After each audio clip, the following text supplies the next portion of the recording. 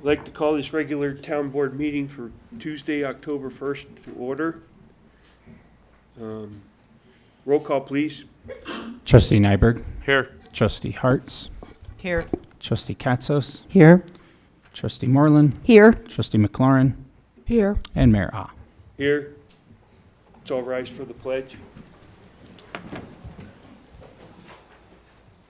Pledge allegiance.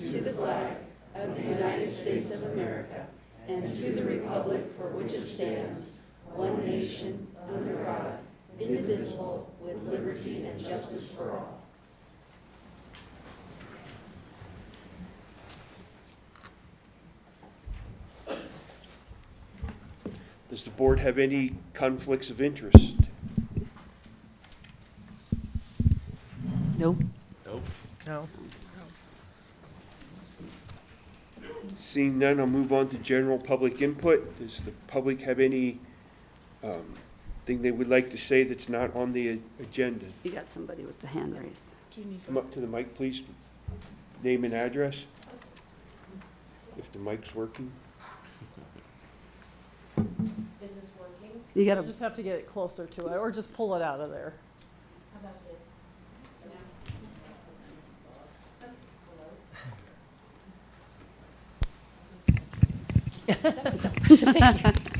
Jeannie Gillette, 1606 South Taylor Circle, Bayfield. So I would like to ask a request of the town. The sheep run comes right down 501, and they kind of drop all their poop as they're marching along on the walkway, the bike path, and on 501 itself. I'm more concerned about the bike path. And since the sheep run benefits the town for Heritage Days, I was wondering if it's possible for the town to provide some cleanup service to just kind of sweep all the sheep droppings off of the path along 501. That's it? thank I'll you. leave my,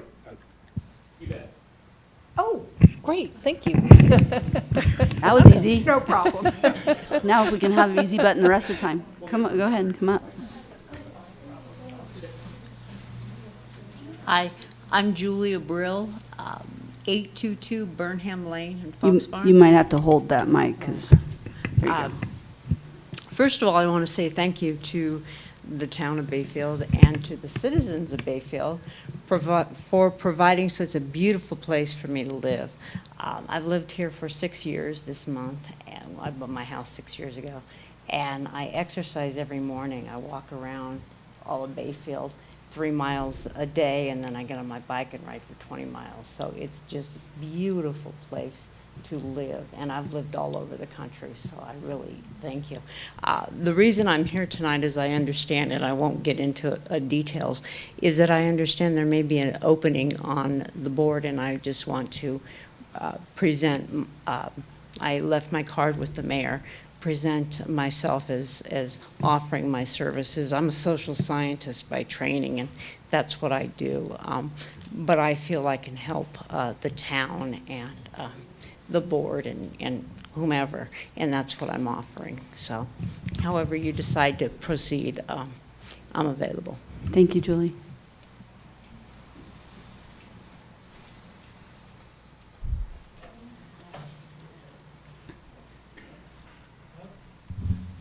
Hello, I'm Heather Hawk.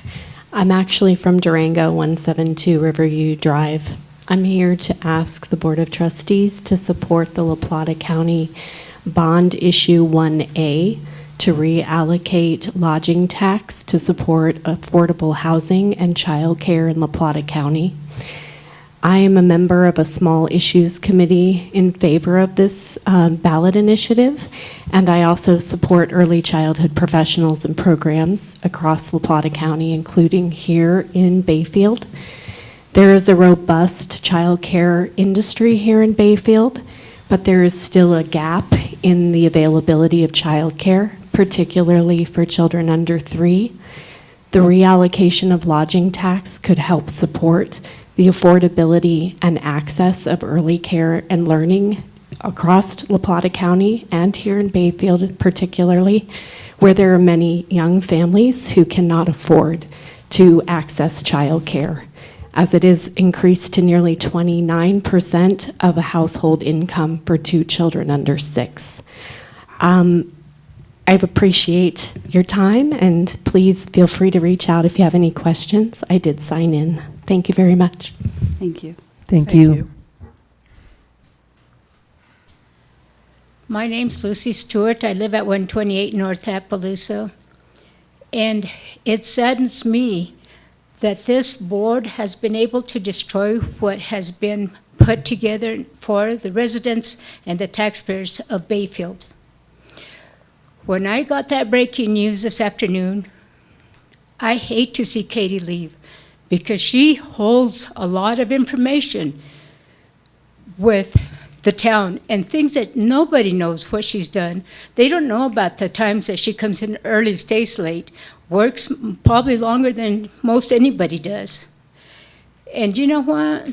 It's a shame. We are losing Nicole, who could bring us money and did a lot of nice stuff for the town. You might not have liked Katie. You might have been listening to somebody else. But you know what? It is sad what you have destroyed already for this city here. And you know what? Who's going to want to touch us as a town of Bayfield for this destruction that you guys have done? Thank you. Thank you, Lucy.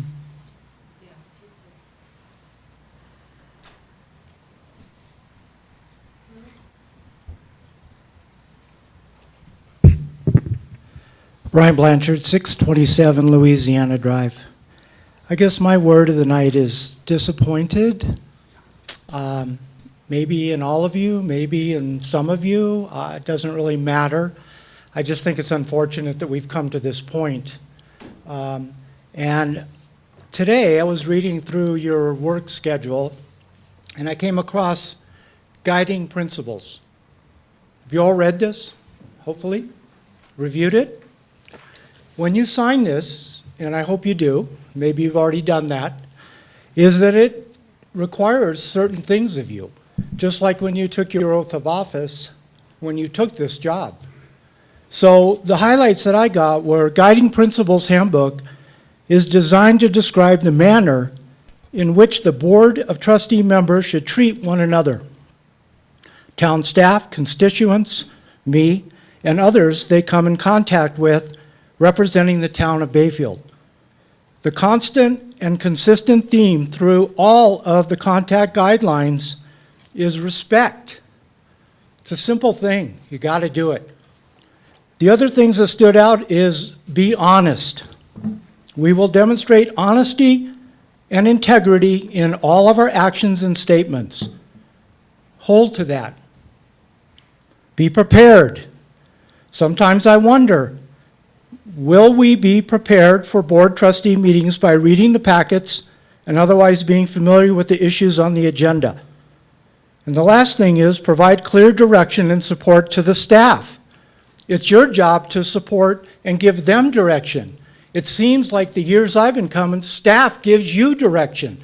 You've got to take responsibility and make the town work by giving the staff good, solid direction. That's your job. You're there for us, the citizens, not for yourselves. If you can't do this job, I respectfully ask you to step down, whoever that might be. Don't accept her resignation is my final thought.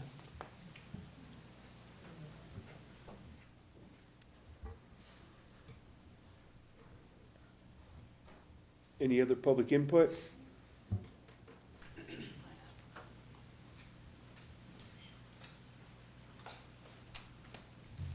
Good evening, Board. Lori Cesaro, 607 Hickory Ridge in Bayfield.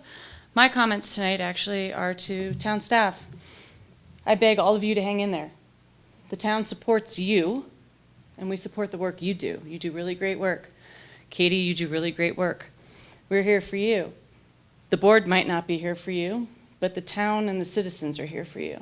So hang in there. We want you to be here. We want all of you to be here. And Katie, we will miss you. Thank you. Thank you, Lori.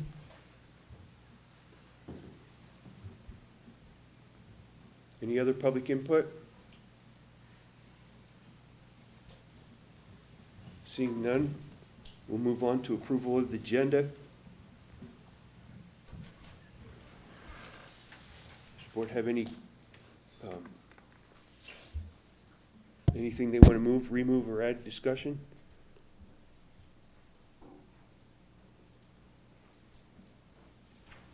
I think we should address the elephant in the room. Katie's resignation, it's not in the agenda. Can we add it to 1H?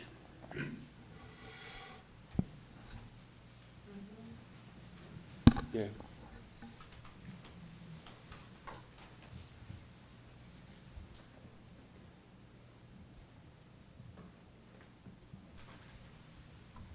We'll do Snooks and then her.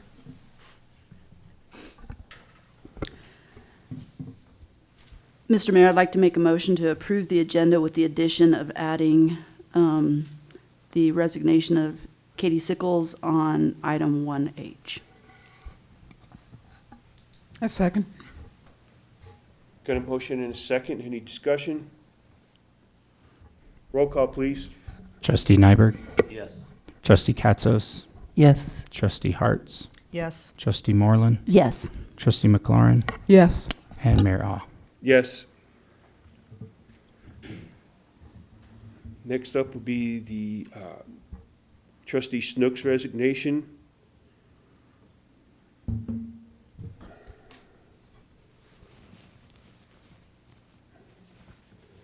So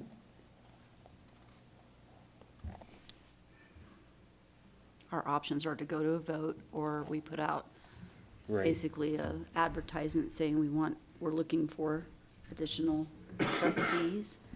And then if we have any applicants, we bring it to a vote amongst the board.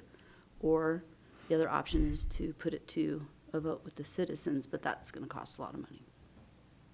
Yeah, I mean, And staff time. And staff time. in the past, we've always taken applications to fill the seat until the next election. Applications or letters of interest? Well, Letters of letters of interest. interest. What do you want on the letters of interest?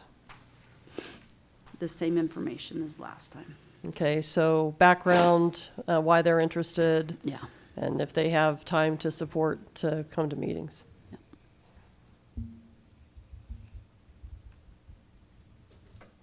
Mr. Mayor, I'd like to make a motion to direct staff to advertise the vacancy for the first review of letters and interview potential interested candidates in attendance at the October 15th meeting. I'll second. Got a motion and a second. Any discussion? I just have a quick question. There were candidates that didn't get elected in this last election. I mean, there weren't that very many votes. Difference. You wouldn't just go back to the person that ran? That's your call, that's not. I don't know. I'm just asking.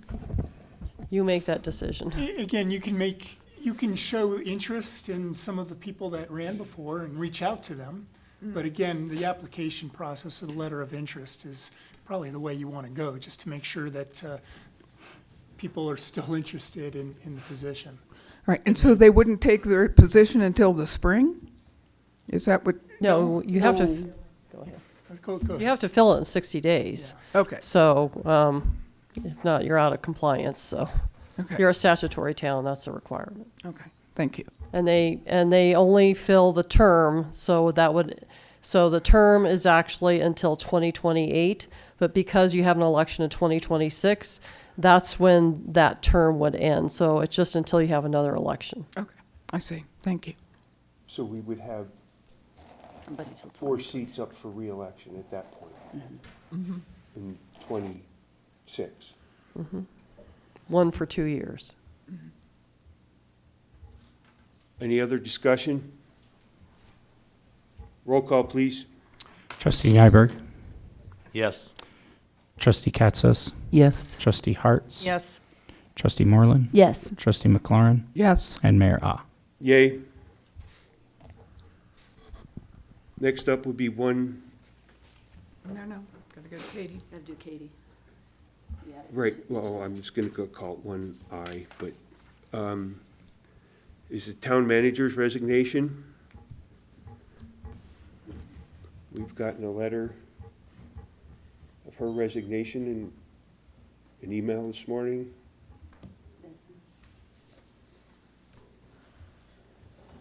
Is it an option to not accept it? If so, I want that one. I mean, Brian brought it up, that's why I just wanted. Unfortunately, we're at will. That's true. State, so. It had been my hope that in our last meeting on September 17th, when the majority of this board promised to support their town manager, therefore their town staff, that we might have been able to turn a corner. But there are things that continue to happen by trustees where they don't follow protocol, they don't stay in their lane, they don't respect staff, and it is an ongoing issue. I don't blame Katie. I wouldn't have wanted to sat in her shoes the last month and a half. It's been deeply disturbing to me as a board member.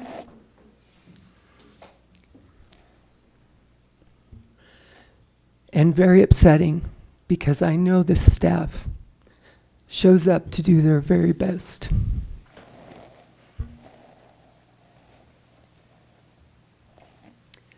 So I am of little faith right now in this board. I'm sorry. But this board continues to prove that they aren't here for the town. They don't take surveys. They don't show up for meetings. They disregard the lane that they are required to stay in to be a good trustee, to show the support that they care about their staff, that they respect their staff. I'm disappointed, but I wish Katie well. Thank you. I agree. I agree, except that I really don't like being characterized as the entire board as being just awful, which is what I keep hearing over and over again. And believe me, I have my issues also, but it just doesn't sit well with me, let's just put it that way. Though I am also sorry to see Katie leave, and I think it creates a terrible situation, but I support our staff. You know, I think they do a great job. I think most people on the board think that, no matter what somebody else might say. But I mean, we do think that. I just want to let my feelings be known, because it's not, everybody on this board does not feel exactly the same. I think I would have to speak as well. You know, I thought we had cleared the air, and, you know, I even made the motion that you had our full support, and I felt like we were genuine with that, and I'm sorry to see that, you know, that you decided that, but I was kind of rooting for you, in a sense, and so I'm sorry to hear that, and I kind of like what Trustee McLaurin said. You know, you can't judge the whole board all at once. You need to judge each individually, and so I just want to say that I'm sorry to see that you've made that decision, because you had my full support. I appreciate that. I have a hard time getting past the tears.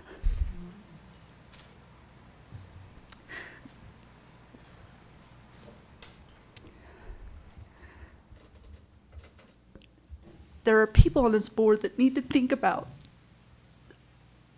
something other than whatever their agendas are. The important thing that we're doing is things for the town citizens. And for Katie, our town manager, and their staff.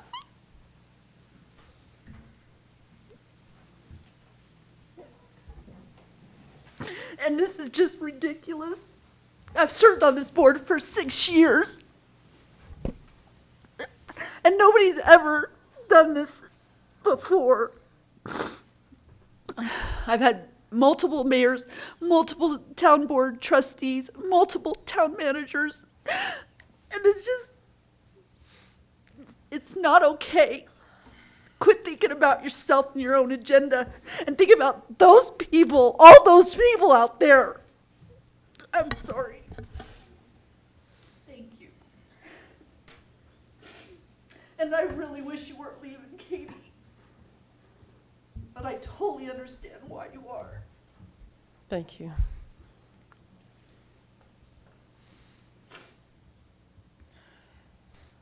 You're probably the strongest person I've ever met to put up with this as long as you have.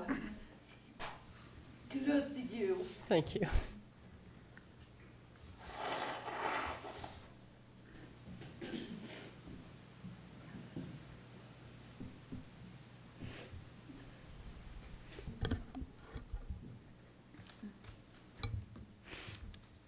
So I don't know that there's any action that necessarily needs to take place. A letter of resignation has been submitted to you. Your town manager has graciously suggested that she could stay on through November. My advice is that this board take her up on that offer so as to get a transition in place that, again, will hopefully benefit staff in the town. In light of the fact that we're in the middle of budget season, I think that would be the appropriate thing to do. And oh my gosh, you're so kind to offer it.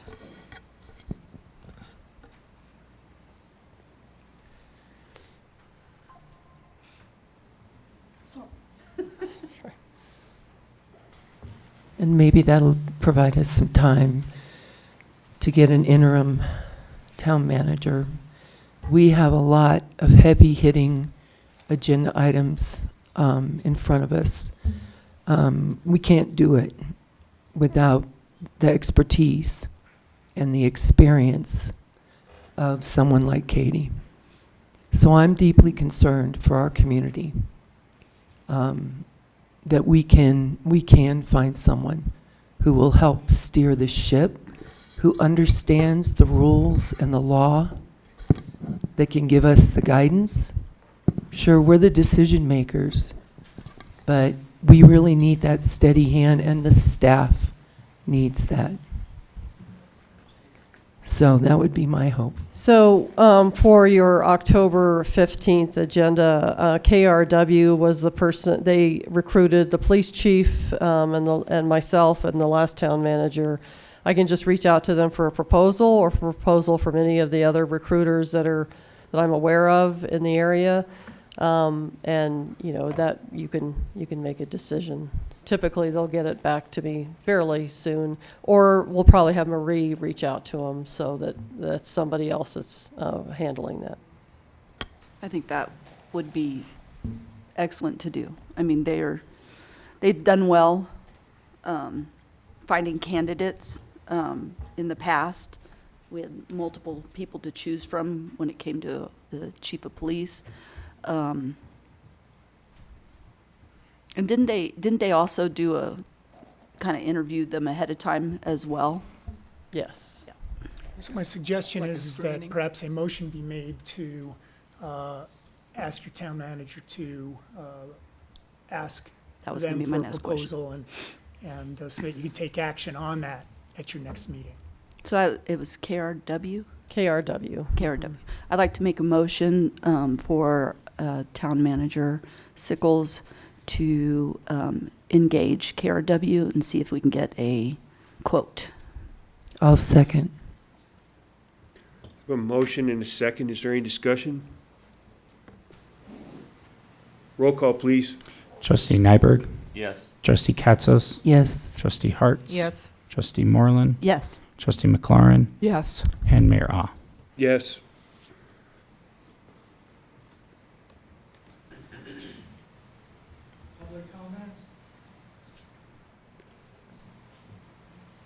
Yeah, we'll take public comment.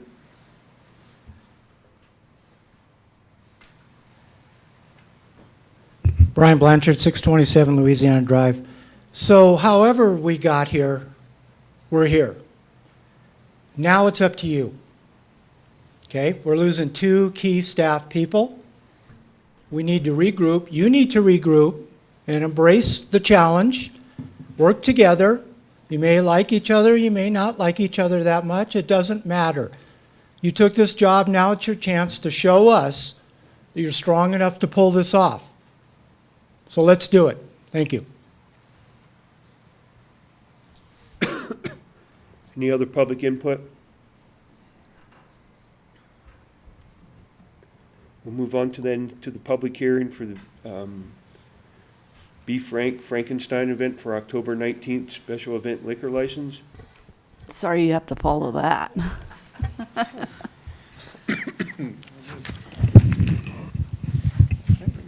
Sure, I can start. Hi, thank you guys for your time. My name is Danielle Thurber. I am the president of the board of directors for Be Frank Foundation. Hello, Denon Jones, Vice President, Executive Director of the Be Frank Foundation. So I believe that we're just here to field any questions that the board may have. We are having our annual Frankenstein event festival. We've done it, I believe this will be going on our 8th year. We typically are on Mill Street. I think we're hoping to have it over in the park this year, where we have an opportunity to showcase the elementary-aged children of La Plata County and them learning orchestra instruments and their ability to showcase that to the community and their families. The only question that I had for you was, I know when there's a beer garden, you have to be very careful about it being enclosed and stuff. And what was your plans for that? Because it kind of looked like it was off to the side, but I wasn't sure if as you enter in, you're So checking IDs when people come in, they're obviously going to be carded and ID'd. We do have wristbands for anybody that's 21, and then we will have an area that is designated and kind of cornered off. In the past, we usually have that orange construction mesh type of material. We had talked about having it inside the actual baseball field, but then felt that was a little bit too far disconnected. We really like the parents and the families to still be able to be close to where the stage is at for the children and to be able to kind of enjoy that as well. So we will have that roped off in a designated area where we will have people making sure that they have wristbands and they're allowed in that particular area, so that we don't have any issues with underage consumption or distribution of alcohol. Yes, I was just curious what the plan was, because Sure. I couldn't really tell off of the little sketch And this you guys will kind of made. be our first year doing it in that area. So that's a totally valid question. Thank you. That's the only question I had. Okay. Does the board have any other questions? Great organization. Thank you. We appreciate your support. You bet. We hope to see a lot of people out at that event. We actually have soccer going that day as well. So Awesome. we're going to have a lot going on at Joe Stevenson Park that Saturday. It's going to be great to see all the kids. And I did talk to Mr. Usenowitz about the location of the temporary fencing. And it was relayed to me that if we did the baseball field like we originally designed, then the parents that were participating in that couldn't see their kids play instruments. So, yeah. Okay. Okay, well, we just need to reach out to you ahead of time. Okay, I'll get your name. Awesome, thank you. Is there any other questions from the board? Comments? We're very familiar with your organization and your event, so it was an easy one. Yes, appreciate that. It We is were a kind of great- hoping on that. I've been to your event before, too. It's a great event. As a side note. Thank you, we appreciate it. I'd like to make a motion then to approve. So this is a public hearing. This is when you want to hear the public about the okay. application. Sorry. Does the public have any questions or concerns Or comments. or comments?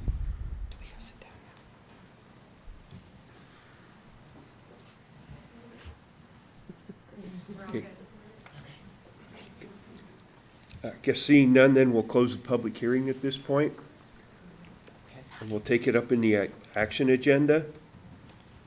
Do you want us now. to stay here because we're the next ones on the action agenda? Or should we just go see what Please, Please. I think you're fine sitting down. Okay. We already asked questions. Okay, thank you so much for your time. We won't make you awkwardly stand in front of everybody. Now I'd like to make a motion to approve Be Frank Frankenstein's event on October 19th, special event liquor license. I'll second. that. Oh, you can have it. Okay, I got a motion and a second. Any further comments? Roll call, please.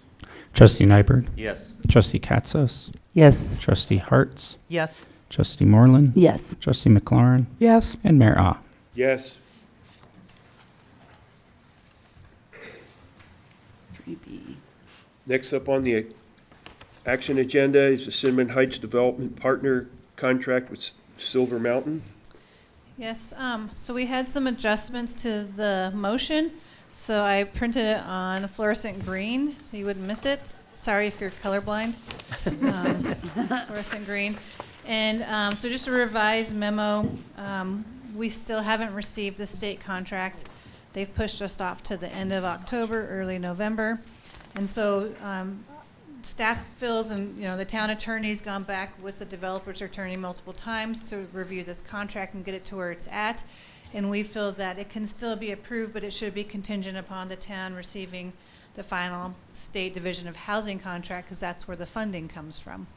So, so if something ever happens with that, we, not to move forward with this, but so to have that contingency as part of the motion. So I just wanted to make that change. Nicole, do you have an estimated time when? They send Okay. end of October, early November, but Wow. It's the state. it's been over a year just to get Yeah. the contract. Yeah. So I wouldn't even guess Okay. at this point. But you should know that the contract with Silver Mountain is ready to go. All the parties, we've reviewed it, Silver Mountain's reviewed it, your staff has reviewed it, Nicole has been on top of it. And it's a contract that once we receive the state grant in that contract, this should be ready to roll. So my suggestion is that you approve the contract as presented to you. And the state contract does not need to come back, so once we receive that, they can proceed if you approve their contract tonight. And I take- Sorry, go ahead. No, I just have a question.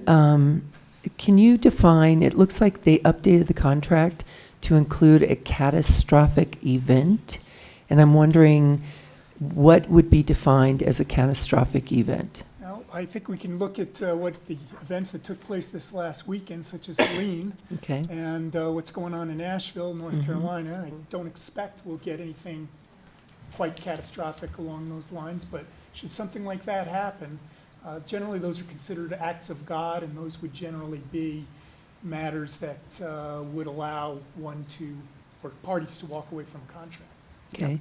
I was thinking of the Dove Ranch situation where the bottom fell out of the financial market and they walked away from the development. So would that be considered a catastrophic event? No. Great. I wanted to verify that. Perfect. That's all I need. Thank you. Thank you for raising that, though. Sure. So it's on the record. And Silver Mountain, you're okay with the contingency on waiting on the funds? I don't think we have any choice. No. Well, I mean, honestly, we don't know when it's gonna happen. Yeah. I don't know, I mean, I don't know your schedule and what you got going on, but, I mean, it is holding you up at this point for anything else you may be involved in. Should I go up here to talk? Sure, please. Sure. I don't. I'm just making sure you're okay with it on your end. It's Andrew Klotz at 58 Tanglewood. We're fine with it. I think we'd all hoped that we could start this in July. The way that the state contract, at least the last one we had, read that it was finished in April 30th of 2026. So when we first started looking at this, we had 2 years to complete the job, and that's rapidly dwindling. I'm assuming that they may allow an extension of that, given that the delay was their part, but who knows? I think we were hoping that we would be able to start basically now or yesterday on this, moving dirt and there's certain things that we could do over the winter, and of course, we don't know if that's gonna happen now. But we're okay with it, and our subs are okay with it as well. So we know, we've all done projects like this before, so we understand. Okay. So, The answer to the question is yes. Okay, thank you. Mr. Mayor, I'd like to make a motion to approve the Cinnamon Heights developer contract with Silver Mountain Group LLC and direct the town manager to sign the contract contingent upon the town receiving the final state division of housing grant contract. I'll second. So we have a motion and a second. Is there any further discussion? Is there any public comment? Okay, seeing none, we'll go to roll call, please. Trustee Nyberg, Yes. Trustee Katzos, Yes. Trustee Hartz, Yes. Trustee Moreland, Yes. Trustee McLaurin, Yes. and Mayor Ah. Yes. I just want to say thank you. It's my last night with you. It's been a project I've been working on since the beginning, so it's good to see it go through. Thanks. Thank Thanks you for for all hanging your in there, work. Thank you for all that hard work on it. Thank you, Nicole. Next up, we're moving to the Community Wildfire Protection Plan. Yes, so this is in your packet for today, and I just got a signature sheet. I forwarded that to Town Clerk Hayden for any signatures, and I didn't have a chance to forward that to the other board members, but it looks like it's all good, and it's got the town mayor versus the La Plata County Commissioner, so.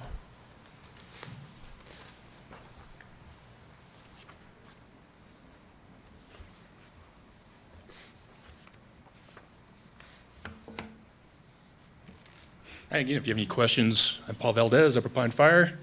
I don't know if you've had the opportunity to peruse through that CWPP yet. A lot of information. Yeah. Yep. A lot of information. Is the, I'm just going to ask if you had any questions. Yeah. No questions, but I'm pleased with that mitigation plan. I think it's timely, and I'm really glad you guys are pursuing that. Yeah, thank you. Thank you. Yeah, thank you for your work. Is there any public input on the wildfire plan?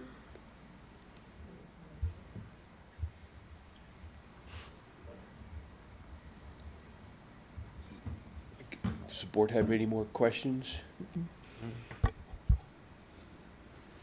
Mr. Mayor, I'd like to make a motion to authorize Mayor Ah to execute when an updated community wildfire protection plan has been compared to the packet document. Actually, I actually just got a signature page, so I don't have to compare. I didn't know what I was going to get, so. Okay, no problem. Yeah. Sign the signature page. Oh, as long as it matches. Yep. Second. Got a motion and a second. Any further discussion? Just sign it. Yeah, right. Heard that before. Roll call, please. Trustee Nyberg, Yes. Trustee Katzos, Yes. Trustee Hartz, Yes. Trustee Moreland, Yes. Trustee McLaurin, Yes. and Mayor Ah. Yes.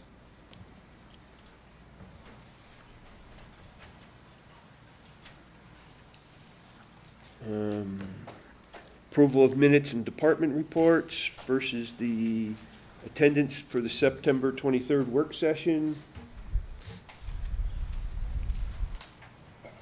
So there was not a quorum of the board, but it's just to verify attendance. Serves us Sam Light, and I did send the Zoom link out to those members that were not here that night. So, you know, if you have any trouble opening that up, and it's just to verify attendance.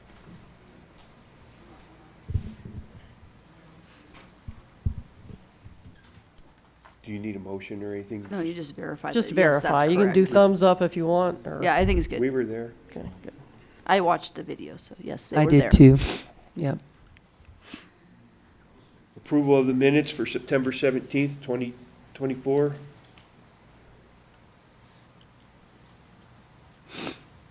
Does the board have any questions?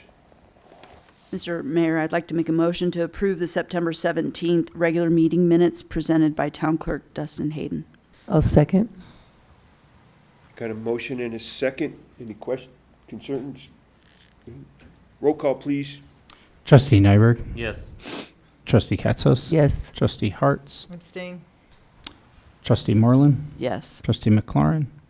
Yes. And Mayor Ah. Yes. Next is the town manager report. So a lot of times I hear that, I missed an email or I'm not too sure about it. I don't know how to communicate any way other than sending you emails and they're blind copy. I send it to the leadership team, to the board of trustees, to the town attorney. I try to send it to the press so that they just have that information. It doesn't hurt to give me a call on, I meet with the mayor every Monday. I go over the agenda. I don't mind doing that with all of the board of trustees. Say, what did I miss? Is there an email that you want to remind me about? I don't know how you receive stuff, and if I don't hear anything, I assume everything's good. But if it's not, then it's hard to come to a meeting and then, maybe things were missed. I'm available. My cell phone has been available. I still read my emails through the weekends. So I'm still there. If you want a list of things that maybe you should be paying attention to, that's what I'm there for. But I don't know if you don't reach out to me. I realized I was talking to Trustee Moreland here. I got it. I misinterpreted what you said because when I saw the list that looked so much like the list we developed before, I thought we were just going to talk about those things. I saw it. Okay. And I did the same thing. I just misinterpreted it. It's my fault. So if you're not too sure, just reply back. Say, what the heck is this? Or, I don't have time for this or something. If not, if it goes out into space and I don't hear anything, I'm assuming it's all good.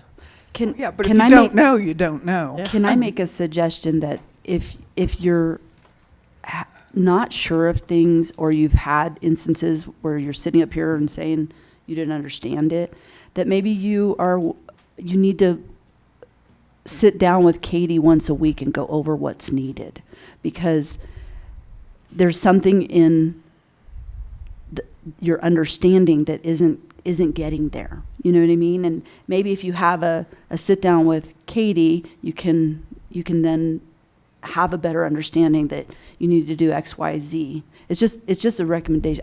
I think it would be smart if you're continually missing things or you don't understand something, that you go that extra mile so that you do understand. And if that means you meet with her on Mondays or on Fridays, then do that, because it would make us a better board if we all understand what we're doing and we're all doing what's needed as we agreed to do. Then we can get to these meetings and we're better prepared and we're more unified, and we can make better decisions, and then we don't lose staff because we can't make decisions. So that would just be my recommendation to do something like that. So, and the other thing is if you miss a meeting, we have a Zoom link. Our YouTube is kind of off and on, but we always have a Zoom link. Or just call me, say, I'd like to go over the agenda, maybe just to see kind of what happened. I'm more than happy to do that. But if I don't know that I'm just going to assume that we're good. So, in my report is the Bechtold note regarding the SUP. They are looking at charging us more, probably more than anything, the design issues with KLJ. I've already stated that I have some real concerns about KLJ and their attention to this matter. The Janes Corp, the time that they're spending getting the contractor basically up to the CDOT requirements and the federal highway requirements and processes. We have a lot of, I don't know, look at Jeremy, a lot of like starstruck faces when we say this is what you got to do. But, they're learning and they've stepped up. So, but it still takes a lot of time on Bechtold's time. Utilities were not sufficiently located. We've had natural gas lines that are too close to the surface. Fiber lines have been a fun part of this. and then unsuitable material basically in the area. So they just wanted to, they're going to provide a more formal explanation of the increased cost. They have cut, I think, $48,000 out of the project. But keep in mind, a lot of that extra was money that we were going to come out of our own fund anyway. So just so you're aware that they're working really hard to get this project done. And then the mosquito control post, I've been posting the mosquito control nights all summer, and all of a sudden, at the end of August or September, all of a sudden people went crazy that we're trying to poison them. It's chrysanthemum derivative. It's the same thing that would be in your flower garden. It's just a chemical that affects adulticide. It's an adulticide that affects mosquitoes.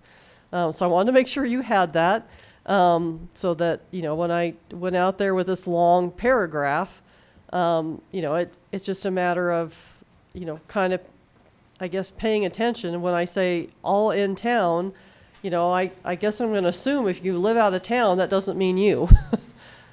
So, maybe I'll just be more specific. Municipal boundary in that. And then I just want to have to say that the Bayfield School District, I went to workshop 1 and 2. I do plan to go to workshop 3. I think these have been really interesting. The only other meeting in 2024 that I did not conflict with the town board meeting was October 22nd, and of course they canceled that. So anyway, Leon and I have been having regular meetings, and I think that's been good to really understand if there's a conflict or if we just haven't communicated that. So that's where we're at for my report. Katie, can I ask a question about the SUP? Are we withholding a certain percentage of payment until we're fully satisfied? We have required to pay their, every payment application, we pay the full amount. Mm. And of course, keep in mind, this goes through a very stringent process to Yeah. get them a dollar, so.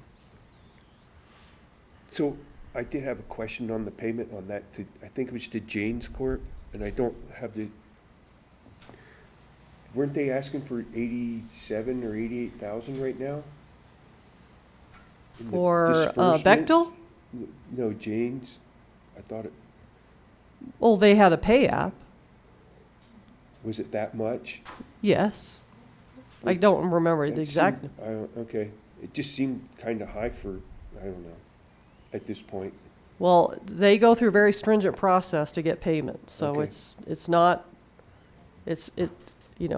all I do am the end of the line between CDOT, Bechtel, Janes, and, everybody at CDOT that's looking at it. And as far as, everything has been pretty well reviewed.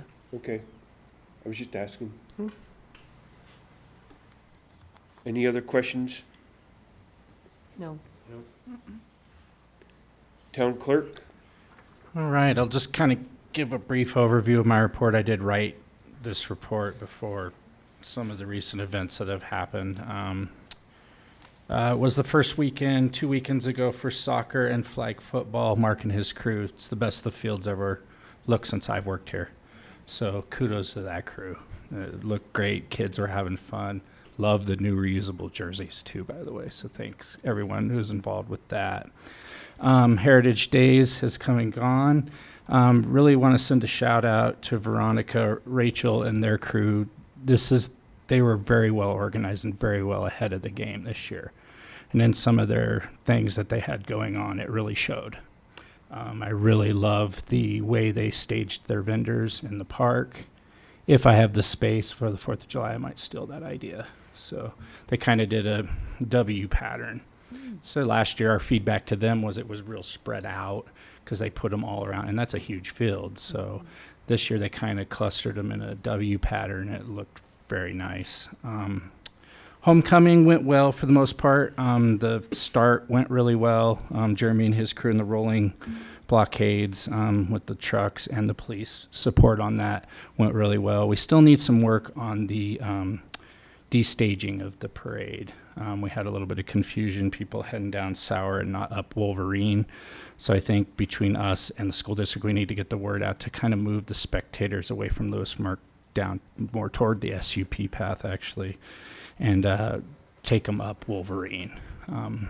And it's just a real clustered area, and there's people trying to get in and out of the businesses. And I'd like to see some more volunteers from the school district if we could to help us out with that. 5th and 6th grade basketball registration is up and going. And gym rentals have been a real bright spot and are picking up and are filling up already. So we're really maximizing that gym. We had a gentleman run a movie night there the other night. We tried that out. DJ went and looked at the floor today, and they actually picked up after themselves. So, Oh, nice. yeah, so Yeah. it's something different in there besides basketball. And, we do have the dance class. She came today, actually, with her application. She'll be starting up dance classes in there as well. So it's great to use that facility, and it's a real juggling act for DJ when basketball starts to get everybody in there, but we'll do the best I can to keep that place going. Good job. Any questions for me? Thank you. No.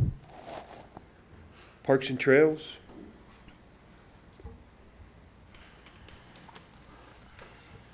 Good evening, Board. Other than normal operations, park staff has got all the grass fertilized and aerated. We're kind of ahead of the game on that, so we're glad to get that done, transitioning into fall. We plan to blow out irrigation in mid-October, depending on weather and temperatures. We do have the compressor reserved and ready to do that, so we'll just monitor weather. If we get cold weather before then, we'll blow out irrigation then. I do believe that ditch irrigation is going to be shut down on the 6th of October, so we'll transition to city water at Joe Stevenson a couple weeks at the most for that. So that's great. I've requested quotes for some tree trimming. A lot of the trees over here at Eagle Park up against the fence line of the RV park are starting to die from the top down, so I would like to get those cut back. That way, nutrients and water can get to the parts that are still alive.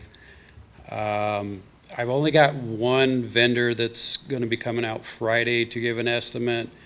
The company that we've used in the past has taken a contract with LPEA, so they're pretty busy. They did really good work, so kind of sad to not have them, but we'll continue to try to get quotes and get the best price on that. There is a few more trees dying, and I think this is just going to be an ongoing deal at Roadside and Little Pine. There's no irrigation there. These trees require a lot of water.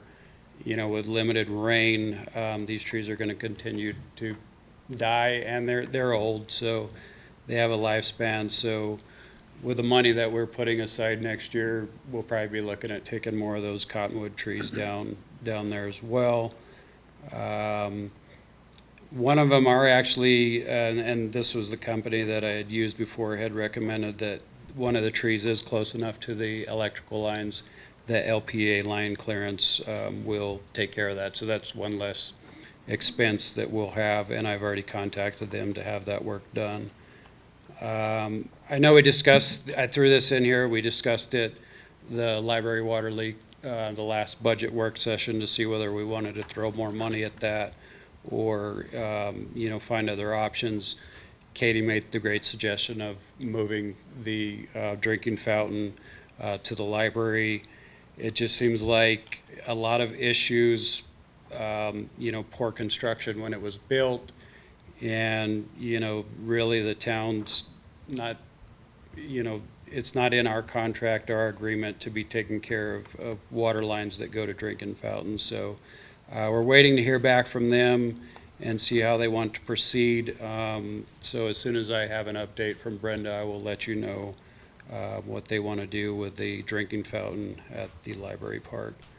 Other than that, unless you have any questions, that's all I have. Questions, comments? Thank you. Thank you. Thank you. Moving on to the Financial action agenda, September 2024 disbursements.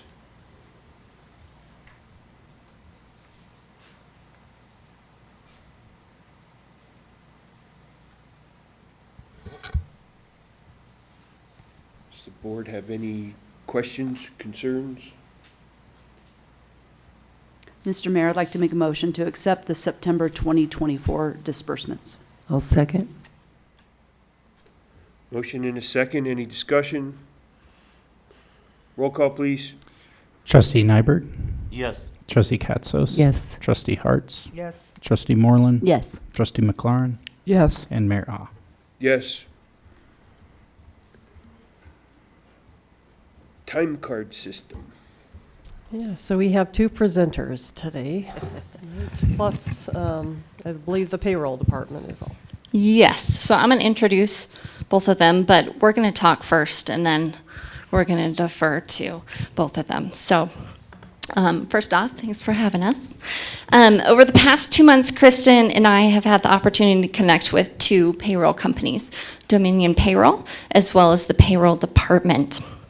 Our purpose for connecting with these companies is that we would like to recommend that we move forward to working with another payroll system to replace our current timekeeping, payroll, and human resources system. So I would like to introduce you to these two companies, their quotes, and then Kristen will really explain the reason why we are asking for this recommendation, and then we'll also have time for comments and questions as well. So Dominic DeMarco is with Dominion Payroll. He is attending virtually with us today. And we have Michael Hennon with the payroll department, and he is in person with us today. Just wanted to let you know that both companies are recommending the same system. So, and it's iSolved, so it would be iSolved timekeeping, payroll, and the human resources system. So we're presenting to you the quotes today. So really it's about price and service of the implementation between these two systems. Both companies have adjusted their price at least once since their initial quote. So I do want to give them the credit and thank them for being accommodating to us. They have currently priced at 40 employees per pay period, which can fluctuate. So I do want you to know that if we get more employees, it's going to go up per pay period. If we go less, then obviously it's going to be less. So I'd like to direct you to your packet. On page 25, Dominion Payroll, this is going to be their quote. They are a Colorado company. We have worked with Dominic as well as Josh, I believe, or Jack. And this is probably more of a virtual option moving forward. So if you look at page 25, you will see the standard pricing as well as the discounted pricing of what they are offering the town of Bayfield. So you look at that monthly rate, which is $886 and $40 a month, but what they're charging us is $342 monthly. What is not in this quote is that after they sent this, they said that they were going to offer free end of the year filings for W-2s for 2024 as well as 2025. Also a 2-year price lock guarantee, no implementation fee, and then as you can see the 60% discount on their products and services. If we go to page 26, again, you will see that there is timekeeping in there. There's payroll as well as the HR system. So the total cost per payroll is $171 times 26 pay periods. It's about $4,446 a year. With the fees that they've quoted right here, again, this is not their discount of the 2024-2025 for the free W-2s, but it would be around $4,861 a year. And then that's for the 3 systems and for all the quarterly and end of the year tax filings. All right, if you go to page 27, I would like to introduce you to the payroll department. We have had 2 demos. We have had one here at the town of Bayfield, as well as a virtual demo on Monday, and they have had about 4 to 5 staff members really attend to make sure we get all the questions answered and things like that. The payroll department is a local company, why Michael is here today. And we actually have used the payroll department a few years ago for our timekeeping system. And I don't know why we transitioned. I don't think we have any issues with them, but just want to let you know that they are familiar with the town of Bayfield and we're familiar with them. Again, their quote includes the same 3 softwares, the timekeeping, the payroll system, as well as the human resources module. And it's $7,735.76. Then with the setup fees, $8,000.85 and $76,000 a year. And that includes all the quarterly and annual filings as well. I do want to direct you to page 30 here because the payroll department has worked with other municipalities. So as you see, Ouray, Mancos, Sedgwick County, Town of Dolores, and Upper Pine River Fire District. So I think I did want to include that there. Okay, now I'm going to direct it to Kristen on the reason why we would like to recommend moving forward. Good evening. Well, I'm going to shock you with my very first line here. Your estimated cost for 1 year of timekeeping and payroll is upwards of $13,000 in salary costs currently. That's us handling it in-house with Cassell. The low estimate is 10 hours of my time away from other tasks and projects each week. The hope was that the amount of time needed to handle payroll would decrease over the last 6 months, and I would be able to hand over payroll to Marie in October. The time needed has not decreased. If anything, after a few letters from the IRS, the hours needed have increased. The longer I work on payroll, the more problems I find that will take many hours to fix. The HR module in Cassell is only for documentation holding. It doesn't compare to the iSolved solution that they are offering to us with fillable forms and employee management on a cloud database. We are currently handling all of this with a stack of paper, pens, and a giant filing cabinet, as you saw when you filled out your paperwork to come work for the town. This is extremely cumbersome on many people at the office and an outdated practice. Timekeeping is not easy for any employees currently, and I answer consistent questions and submit support tickets regularly to Cassell. When we got timekeeping, leave time tracking, and requests were working, an update done in April 2024 caused us to lose this capability, and currently we email each other these requests. There's no calendar for tracking departments or a town-wide PTO as a whole. We currently email each other and send calendar requests, which is inefficient and not working. We cannot set schedules, holidays, or on-call time as like a preset schedule in our system. We can in iSolved. We have errors happening in Cassell for many reasons, and I consistently have to contact support. Most errors are easily fixed. However, after 6 months and many errors occurring that I'm unable to fix without Cassell support or hours of Kathy's time. Sometimes both. Both of the companies are able to provide a more local support and a team to help us. Most of the time, Cassell gets back to us within a few hours of a ticket submitting. However, sometimes it can take most of the day to hear back from them. I'm consistently having to stop what I'm doing and start back up again based on their schedule, not mine. When I have an error, normally I have to stop everything I'm doing until it's fixed as well, because if I move on, I create a larger problem. When I absorbed payroll, there was a major shift in my availability. I was assisting Katie, Kathy, Dustin, Jeremy, Nicole and Mark in the office with projects and work that they needed assistance with. That's why I was hired. And all of a sudden, I didn't have enough hours to be able to complete the tasks on my own plate. When we have been gliding along pretty well until the loss of our utility billing clerk.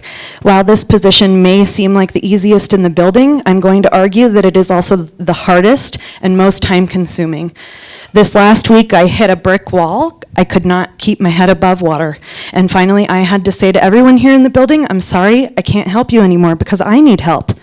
The other employees that I am looking at are still needing my help now, and they do not have it. There is still much work to be done to sort everything out, and until we are fully staffed and trained, Bayfield's going to be in a very big transitional period. It is our recommendation to transfer HR timekeeping and payroll out of Casell into a system that is much more manageable for both Marie and I moving forward, because there is still work that will have to be done in there. Since both of the quotes are using iSolved, the ultimate decision is up to you guys.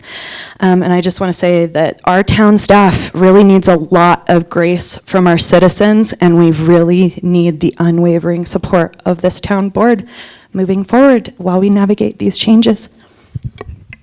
So I just want to kind of give you an update on why we moved away from the payroll department. We were kind of sold the fact that it was going to be easier because we were paying our financial system, but it has been nothing but a dinosaur. So appreciate all the time that they put into researching this. I couldn't tell from the documentation, what was the total for Dominion?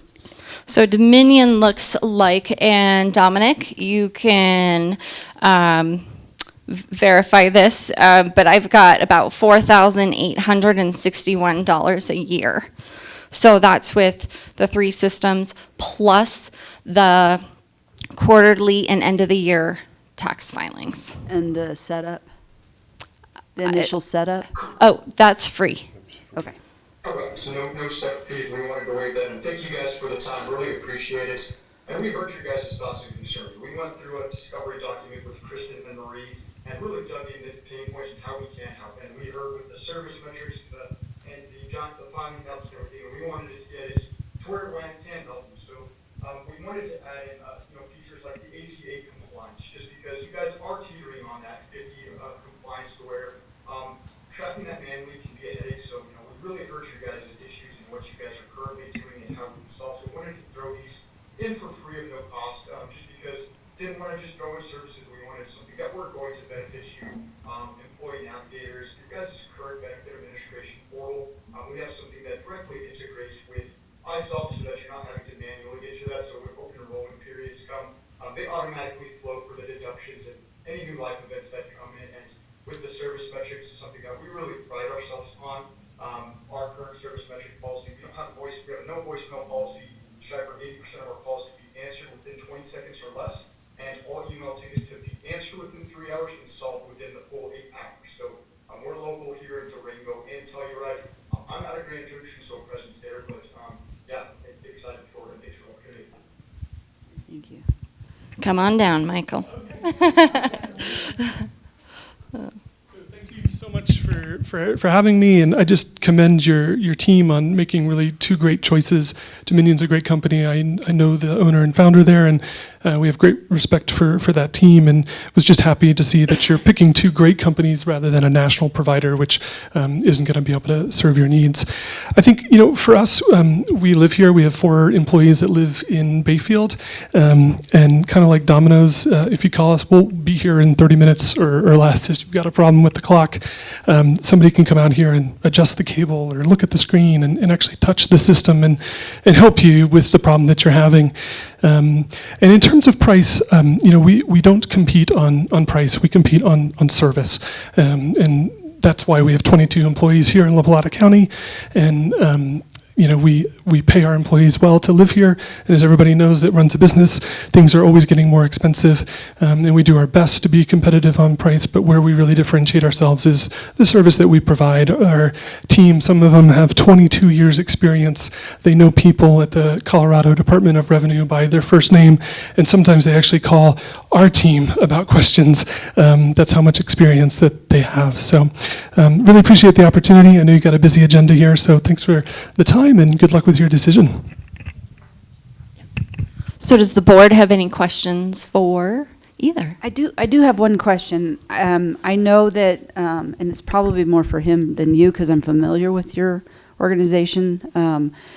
I know, Chief, you probably have the most complicated timekeeping in your staff, and I know midnight was an issue at one point, but I don't know the particulars, and I'd like to ask if this organization, if you would have that same. I sat in a meeting yesterday and got the notes. Don't forget the microphone. And I got the notes from them and what they were explaining to us, how it's going to expand what we do as scheduling plus our timesheet. It made a whole lot more sense than what we're doing now. Okay. I always tease Katie that sometimes I do think I'm a smart man, but when I start dealing with Cassell, I'm dumb. I just can't handle it. But no, Cassell's been a nightmare since we transitioned last year, and almost every paycheck I'm sending apologies, and I go, is this right? Is this, I'm trying Right. to. And then wasn't there an FPPA problem with our stuff that it all got all messed up? So we were trying to they were trying to rebuild it. Was that July 4th weekend when that all came to the head? Yeah, so. So since they operate the same system, theirs should function the same way as this one does, correct? Same thing, same product. Okay. Well, I can attest to the fact that I have several clients who use the payroll department, and just from my experience, they've been exceptional in answering questions, helping detect issues, really responsive. I find the system incredibly easy to utilize. I do payroll for several of my clients, so I understand. And I think it's a fantastic system. I haven't had any issues with the iSolve, but I know that they both use them. I'm just attesting to my experience with the payroll department. I also have good experience with the payroll department as well. I think cost is important too, but I think going with somebody that you know what their service is, you know that they can do it, the only reason you didn't go it because you thought you were going to go something easier. I kind of want to go with what's known to us, especially with all the upheaval that we have right now. I think it would be an easy switch to go back to the payroll department and, experience the same service that we get. Unfortunately, I just don't know the other organization well enough to say what the experience would be. I mean, that's kind of my opinion. I like the payroll department. So you've been on the phone talking to both the organizations. Is there, do you guys lean one way or the other? Yeah, what's your recommendation? What do you feel? We didn't want to do this. Yeah, we didn't want to do this. I think in the situation we were at currently, right now, when we're talking about staffing, I think we need the service, honestly. I think we need them to come to here. Us. Yes. And look on that computer and help us out. That's and again, I know Dominion's amazing. Dominic's been fantastic. We love his quote. We're tossing it up, but I think what we need right now. 4 guys from Bayfield. Yeah. Is logo support. Somebody that can sit there with you while you're running through issues and actually be there with your computer at the same time, kind of a thing. Yeah. Mm-hmm. And they don't leave or get off the phone. We do pretty much virtual support with Cassell currently, and yes, can they fix my issues? But it's just hours and hours and hours and hours of wait time, and then it's just not somebody in the building. It's just a very different feel of having somebody help you over the phone or virtually than having them sit right with you and talk through the issues right there then with you. It just is a big difference. I think if we weren't in the situation we are with staffing and with what's going on, losing Katie and Nicole at the same time, that I'd be more interested in going with Dominic's organization. But I think with where we're at, we got to go with the known. We got to go with the here personally that can be with you. That's my opinion, anyways. I agree. And there's no doubt you need a different system. I mean, financially, if you're spending 13 grand in your pay, basically, to take care of this, then these make sense. I mean, and that's not estimating all of That's Kathy's not, I was time gonna as say, well. that's not estimating all the staff that has to redo stuff or attend to it as well. So I'm sure that cost is much higher than what you're doing, plus the frustration in addition that you can't do the job you were hired to do, which is your job description of doing something completely different.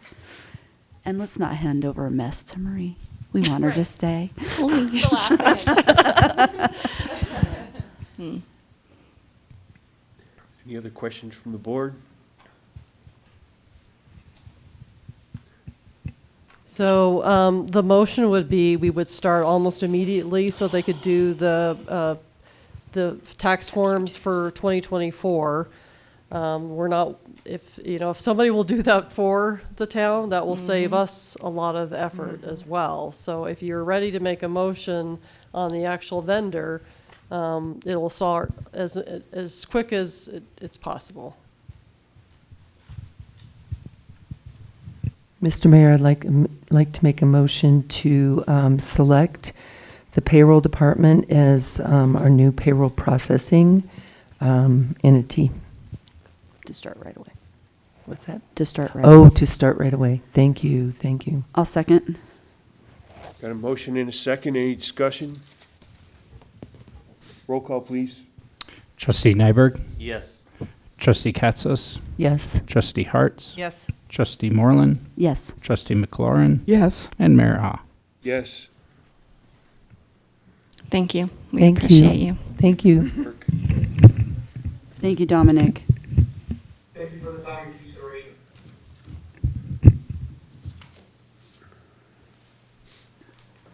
Next up are the roll-off quotes. That's you, Jeremy. So I'm going to let Jeremy, I mean, this is sludge, and I'm going to let Jeremy. It's sludge, so you're going to hand it off? Yeah, I don't necessarily have the quotes in front of me, but we did solicit quotes for roll-off containers. We did some research. We do have to have a special waste manifest that accompanies the sludge that goes from the wastewater treatment facility to the landfill. From the best of our knowledge, that special waste manifest lives with us for 3 years, so we can use any roll-off provider to haul that to the Bondad landfill. So in looking at the quotes, it looks like Waste Management came in lowest, and so that's what we're recommending we go with. That sounds like a plan to me. Sounds good to Yeah. me. There's also additional price in there for the 30-yard roll-offs. That's for the spring and fall cleanup. So that'll be something that we'll be talking about as well. With the previous solid waste contract, those were included. So it'll be a discussion A topic. certain that we'll amount were included, not all of them. have. With our public service, previous, yeah. but with the New new one, it's solid not. waste, it's not. So Right. it might be something we'll discuss in the future. So Jeremy, I do have a question. Do you have a sense of what the actual amount would look like for the 13.38% fuel fee? Do you have a sense of that? Oh, I couldn't tell you that. I have no Okay. idea how much it costs to drive to Bondad and back from Okay. the wastewater plant. Okay. But I can say 13 cents is not high. No. I think in our previous sludge, we were getting a $250 surcharge, is what was on there. So Oh, I don't know if that's going to be comparable or not. Okay. I'd like to see once this all kind of settles out, how much more we ended up paying for doing it this way than versus the old way. Yeah. Yeah. I would like to It'd see be that interesting to because track, yeah. I think we should track that. So we should be aware of what we did. Yep. Noted. Thank you. Not you. Us. Yeah. I Any say other we, questions? I mean them. Us here. Us. No, thank you. Thank you.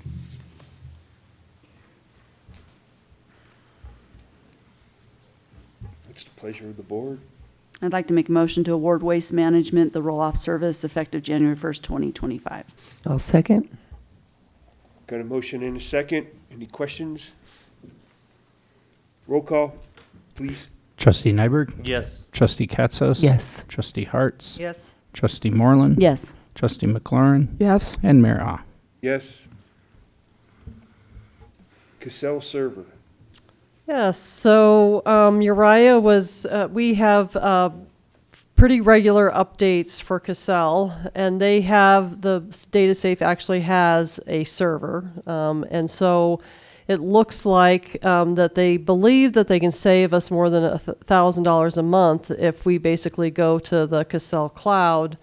However, the Cassell cloud is $26,000. So we may save $12,000 a month from DataSafe, but it's all gonna, Cassell Cloud is gonna cost us $26,000. And we have a meeting with DataSafe next week to talk about other security technical issues. So I don't think this amounts, you're not gonna see this go down, but this is a new amount that we have not considered in the budget before. And as Uriah says in his email, it would be updated by Cassell versus him making the updates for those updates. And there was a while back that it took, what, 2 or 3 months for, how many months before? Where'd Kathy go? All right. So we had quite a few months of no updates, and then when we updated everything, everything just went, so. Okay, so the first thing that comes to mind is we just got done removing the payroll piece from Cassell, and moving this over to Cassell could be a nightmare of its own in a different form. Is that really something that, like, we want to do? I'm really nervous about doing something like that, especially with losing our leadership. But, I mean, I don't know what DataSafe fees are without it. I mean. So you may see, I responded like, could you, kind of be more specific, but, if you'd like me to find out more information, that's fine. It's just, it's a cloud server. It's not necessarily software. I know what they are. I know it can be, it could be a nightmare getting it switched over. And Can we wait till Kathy gets back? Because I think she's going to be more aware of what's going on than. I've never heard you guys say anything good about Cassell. So There's just a little bit of that. So just a little bit on Cassell and why Kathy has a great knowledge in Cassell is because she's been here for 15 years, right? So she works very well in Cassell in comparison to somebody being trained to work in Cassell. It takes many years to be knowledgeable in Cassell and working well in Cassell.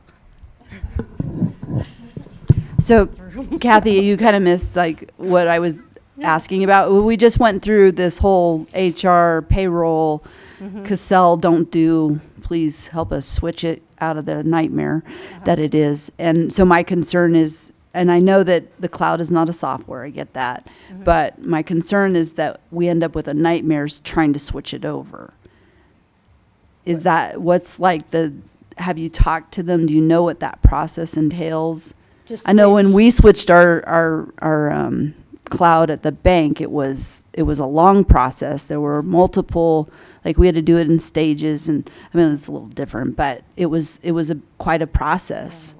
Do you even know? Have you talked to them or know anything about how? This is about switching to the Cassell The cloud, server. yeah. Oh, to the cloud. I honestly don't. You don't know? I haven't Okay. talked to I think I need more info. I'm sorry. I hate to say that. I hate saying that, but it does concern me. So I think that, in the quote, it's got remote access from any location, reduced hardware maintenance. So in other words, we're taking a hard server away from DataSafe. And keep in mind, we have to update that server. So it's not like we don't need to do that anyway. Right now. Automatic worry-free backups right now. We're waiting for months to get backups done. And we have to it's kind of been holding, Data Safe's hand to get that done, which. I think so. My concerns would be what are their fail safes of not losing data as they make that transfer? What's the time frame? What's the employee needs? How do you need the employees to do anything? Will computers be down for a brief period of time? We don't do that. We don't do any of that. This is all between Data Safe at this point to do those. So updates. Data Safe is the one that has our server. They have a hard server, Okay. and they make the updates. and so they're the ones that are going to do they're those the ones that are transfer doing to it the now, cloud. and they're not doing a very good job. Right. No, Let's put it that I way. get that, but they're going to do the transfer to the cloud. They will be helping in that Yes. piece. Okay. So then I think the only thing so we save money doing it by going that direction. Well, we're going Maybe. to spend. We're 26,000. going to spend money, but we're and then going to spend save less 12. than keeping Data Safe on that system. Gotcha. Okay. I think I understand it. Sorry for all the questions. No, that's what we need.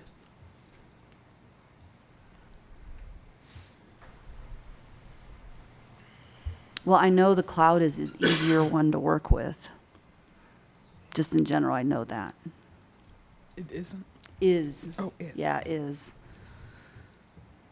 The one thing about Cassell that I was really surprised at is that when we moved to the time card system under there, I was kind of really shocked of how antiquated the system was. It was kind of like, really, they support many local governments. They do cloud, but they can't do.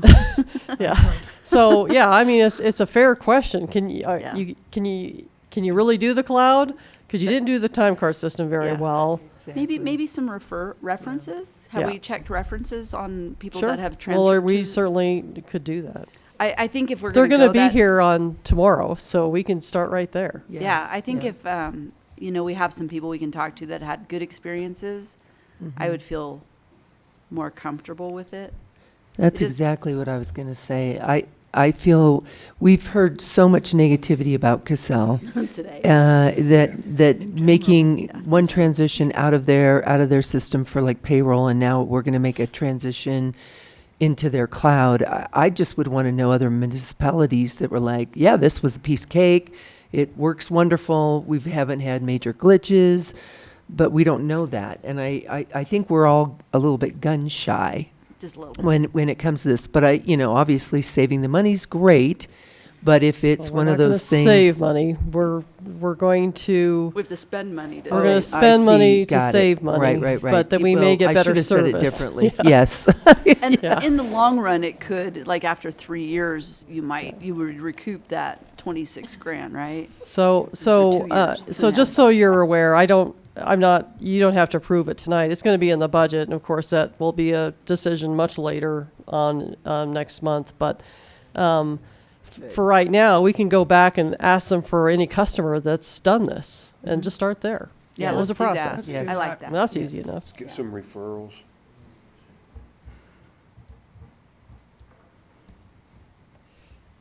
So do you need a motion to table this? You can just table it till the 15th. By that time, we should have some Do more you need a information. motion? I would prefer a motion. That helps. Mr. Mayor, I'd like to make a motion to table the Cassell Cloud quote decision. I'll second. Got a motion and a second. Any further discussion? Roll call, please. Trustee Nyberg? Yes. Trustee Katzos? Yes. Trustee Harts? Yes. Trustee Moreland? Yes. Trustee McLaurin? Yes. And Mayor Ah. Yes.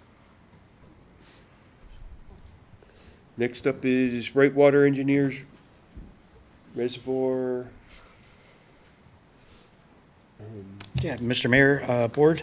So I have an agreement that we put in the packet for Right Water Engineers. A week or so back at the budget work session, we talked about some of the water education. And so this is agreement with Right Water Engineers to start the conversation with divisions of water resources and start moving towards getting that storage decree for the water treatment facility. When typically we'll open these up through the education, you don't see a whole lot of these, but we thought it would be appropriate with some of the current events that are going on right now seeing that this is going to be a multi-year project, that we'd bring it to the board to get approval to enter into agreement with Right Water Engineers, just with some of the turnover and stuff that we have. So I'd be happy to answer any questions. There is dollars available in the water fund. We could probably start on this project as early as this year, and then also we did budget those funds in the water education section there as well. So there'll be some attorney fees and stuff like that. But this is just right now for Pete to start talking to DWR and start kind of opening up those conversations for water court. So you just need a motion to go into a contract We with need a them? motion to enter into We'll- this. We'll need a motion for a signer, Yeah. maybe the mayor or whoever. You could authorize the town manager, either way. But that would actually formalize a project for Right Water Engineers, for Pete and the guys to start tracking and working on this. Does the board have any questions? It's our next 6-year water education project. It is a I thought you said 3-year. Well, I'm hoping this one goes faster. Oh. The Los Pinos shares was what, 6 I'm hoping you're years joking. more? Yeah, me too. I'm hoping I'm joking too. So, Mr. Mayor, I'd like to make a motion to authorize the town manager to sign the Right Water Engineering Project Agreement. I'll second that. Got a motion and a second. Any further discussion? Roll call. Trustee Nyberg? Yes. Trustee Katzos? Yes. Trustee Hartz? Yes. Trustee Moreland? Yes. Trustee McLaurin? Yes. And Mayor Ah. Yes. Resolution 629, Board of Trustees Guiding Principles.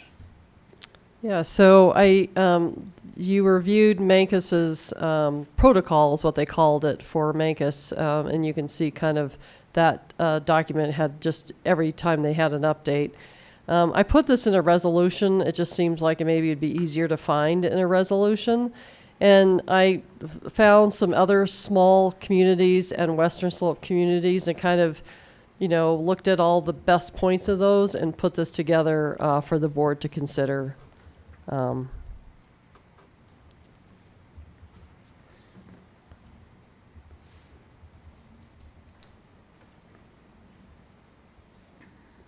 Well, I appreciate the spirit of this document.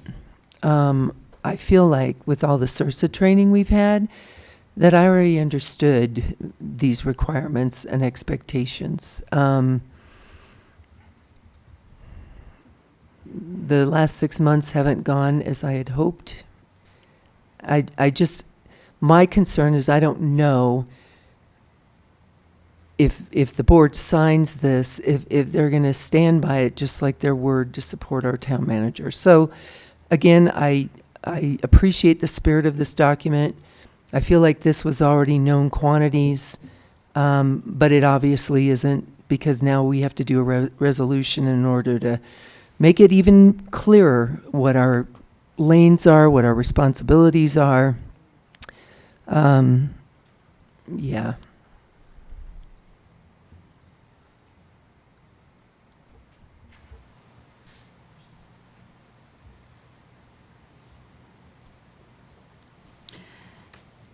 Anytime I've worked for a different employer, they've always had a handbook. And while the town has their own handbook, I don't think that there's a problem with the board having kind of a handbook. And to me, these guiding principles are kind of like an easy way to look at it and go, okay, don't do this or do this, or you can do this, you can't do that. It's unfortunate we have to go this route, but I think it's a good reference guide to kind of go, okay, can I do this? What do I need to do more? Or how can I show up better? I don't think it hurts. I don't think it hurts for in the future somebody new coming on the board. I mean, we've got a vacancy with Trustee Snooks no longer being on it, and maybe that new person will need this easy to read guide. We talk about doing a one-pager for citizens if they have a question on certain things. well, this is kind of like our one pager, you know. The SURSA guides, the booklets, the trainings, those are the deep dive into this, but this is our kind of like the one sheet. So you both raised really good points, and this protocol still exists regardless of whether you adopt a resolution I or agree. not. And I think Katie was suggesting that perhaps it be adopted as a resolution just for easy reference. But in the event you don't adopt it as a resolution, it can You're still still be required. referred to, and someone that comes on board Right. can say to the town manager or her, the interim, is that protocol still available for the new person? Right. Or I'd like to look at it, because I'd like to refresh my understanding of what, the difference between quasi-judicial and legislative is, so that I have an understanding of whether or not to reach out to constituents or keep this to Right. myself because I'm acting in a judicial capacity. So, good reference tool, and if you want to adopt it as a resolution, then it's easily grabbed, because Yeah. you say, oh, I remember, that's resolution number, whatever. I can also say, like, I think at this point in time with what has gone on, with the fact that we're losing Katie and Nicole, that it would be good for us as a board to say, yes, we stand behind what it means to be on the board. And this is like a little summary of what that means, So I would be for it. I agree, and I think we should pass this resolution. I agree also. Because being a person brand new to any kind of government board, I mean, it's good to, you don't know all these things offhand. It's different than other boards that you may have been on. So I think it'd be good to have it handy. Just remind people what we're supposed to be doing.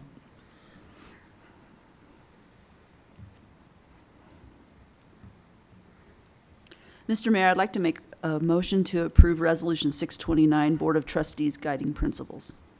I second. Got a motion and a second. Is there any further discussion? Roll call, please. Trustee Nyberg, Yes. Trustee Katsas, Yes. Trustee Hartz, Yes. Trustee Moreland, Yes. Trustee McLaurin, Yes. and Mayor Ah. Yes.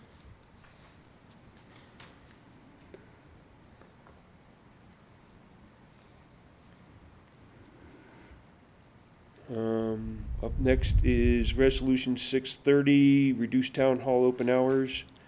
So I'm trying to find a way to give the staff some time before the doors open, to deal with their duties. And just Tuesdays and Thursdays is when the county's open. And when the county's open, we can be really busy in here, just because I'm just guessing people do the dual, things that they need to do at one time. So having a Wednesday and a Monday, open hours limited down to 10 a.m. opening and 3 o'clock closing, I think would just help, especially that first coming in, maybe even get payroll started on Monday after payroll ends, and then closing on Friday would also help. We're really limited, and this would at least get us through, the winter time. And a lot of things can be done online. I think Kristen's made a really good point. We need to have the citizens understand that we'll do everything we can, but they need to help us to schedule with us. Go online to see if you can find that form first. If not, we'll see if we can direct it. When somebody emails me, the first thing I do is I just go find it online and send it to them, or send them the actual document. So that's really easy versus somebody at the front desk trying to learn, what's the old gym rental and the Eagle Park and I have to get a building permit and, basically all those questions, so. I echo that too. I mean, we get Quora requests that are for YouTube videos. I mean, it's all online. The links are there. It's Yep. super easy. People just need to help themselves. The information's really there on the website if you look. I'm thinking at this point, anything we can do to make your jobs easier, I'm for. Agreed. Mayor Ah, Yes. can you allow her to speak? Huh? Will you allow her to say something? Yes, yeah. Sorry, I didn't, Yeah, she was really quiet. Mary Benson, 723 Lupine. I completely agree with making it easier for the staff, having work time and all of those things. I wondered when I read that if people are able to come in, like if they work, I would have to take time off to come in. So is there any one day that you could adjust time to where maybe you stay open a little later, or you do something one day a month, or every other week or something to accommodate? I have no idea how many people come in. I don't think I've ever come in here to do business. It was just something that I was thinking about to make sure that people had access. If they needed it, is there a busy day of the month? Is there something that would work and you guys could still, have what you needed? Yeah, Tuesdays and Thursdays are usually the busiest. I think we've, as I don't know if anybody, that has to take time off of work that we haven't tried to address via email.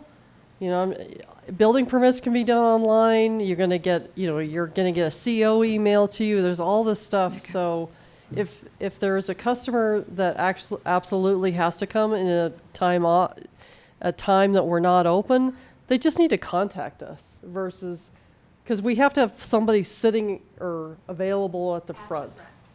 That's the challenge. So I really appreciate you coming up and asking that question, because I think there's some merit to it. But where I would think if you had people that were saying, I can't make it in your hours, I mean, have you had anybody or any kind of those kind of conversations? So if they had those kind of conversations where they're seeing people that are disgruntled that couldn't make the hours, then I would say that you're probably right on. Working at a bank, that would be a right on thing to say. I mean, like, we would have people going, you're not open and I can't get to my bank while I'm working. The only disgruntled is coming in for the kiosk.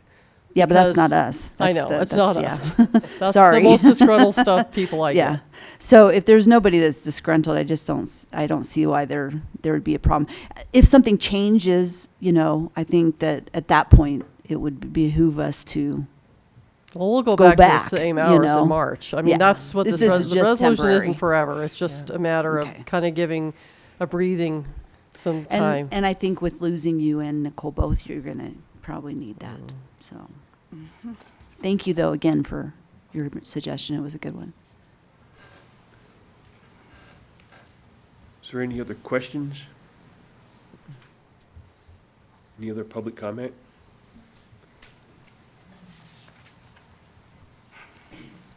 Mr. Mayor, I'd like to make a motion to. She's making a comment. Oh, I didn't even see her. I I'm know, sorry. you're fine. Lucy Stewart, 128 North Appaloosa. Sorry, It's Lucy. okay to cut hours and do what you want to do, but have you asked the community if this affects them? I hear a lot of this because they're not here on Friday.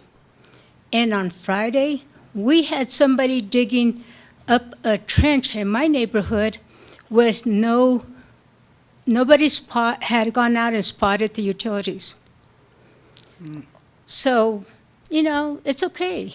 Cut the hours, but don't give us the service. So I definitely see your point, Lucy. But you guys are still there via phone, right? Well, so they can call the police department.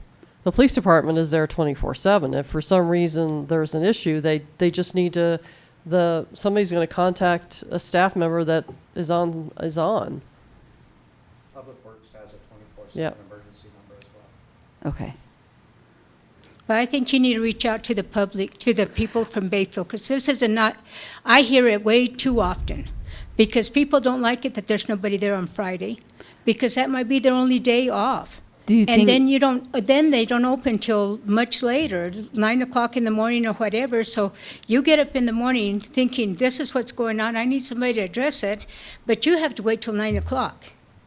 Do you think that if we, kind of publicize better the phone number, that it's 24/7 to get a hold of Jeremy if there's an issue, that would help that piece? Because, I mean, you still have weekends, and we're not going to be open on weekends. It's, I'm not you know saying what I mean? about weekends. This is Yeah, but people, stuff like that can but happen on see, the weekend. people are looking for this Monday through Friday. Right. People complain because now you can't get license plates or anything on Friday.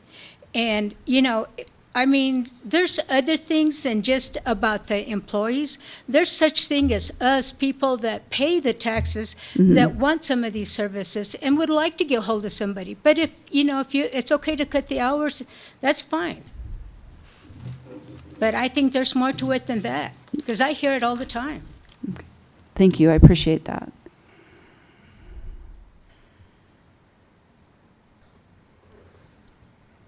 Any other comments?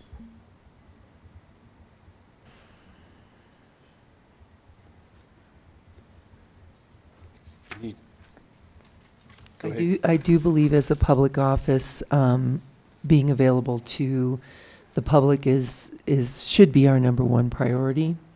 I think, you know, one of the things that I was a little bit concerned about was all these different hours. I used to work for a chiropractor way back when, and he had the funkiest hours. And being the office manager, I got so many complaints. When the heck are you guys open? Because his office hours changed all the time, and sometimes he wanted Mondays off, and sometimes he wanted Fridays off, and it was a bit of a nightmare, and it didn't take care of his patients. So that would be a concern that I would have, that the public would look for consistency, and there is inconsistency in this. So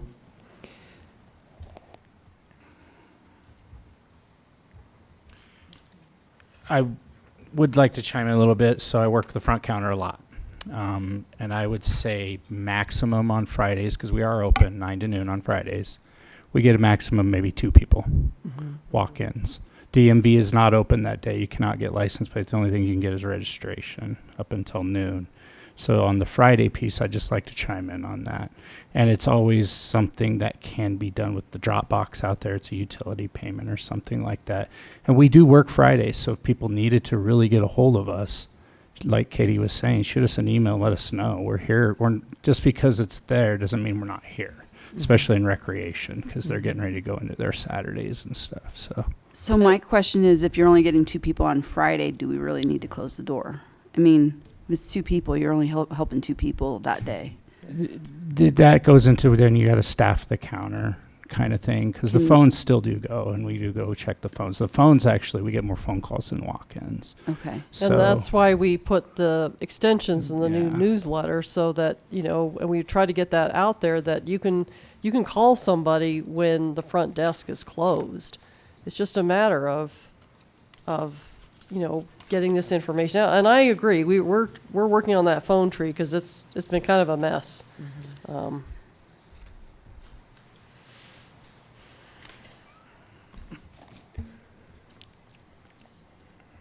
It's really hard when you see both points of view. well, and it's a short-term altercation. So Right. it's just, you know, or, an alternative. It's a short-term alternative. So it's not as if we're going to this new schedule for an entire year. So I'm kind of on the fence. I'm on the fence. I see Lucy's point very well. I know about that. I've had experience with that. But then I also understand the need for the staff to have some time Right. to do their work. Like a know your customer. I feel like there are times, give me just 1 second and I'll just make my point real quick. You know, if we were in a more savvy technology community, because I don't think that's where we're at. We're not, we keep more to the old school. We want to come in and see a face.